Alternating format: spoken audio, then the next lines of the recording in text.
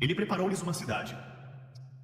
Se eu for e vos preparar lugar, virei outra vez e vos levarei para mim mesmo, para que onde eu estou estejais vós também.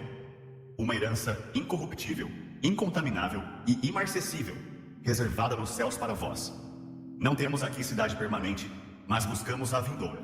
Este mesmo Jesus, que dentre vós foi recebido em cima no céu, há de vir assim como para o céu. O vistes ir. Sede, pois, irmãos, pacientes até a vinda do Senhor.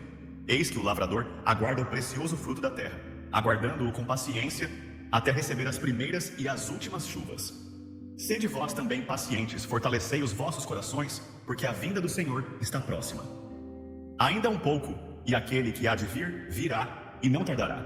Nós, os que ficarmos vivos, seremos arrebatados juntamente com eles nas nuvens, ao encontro do Senhor dos ares, e assim estaremos para sempre com o Senhor. Portanto, consolai-vos uns aos outros com estas palavras.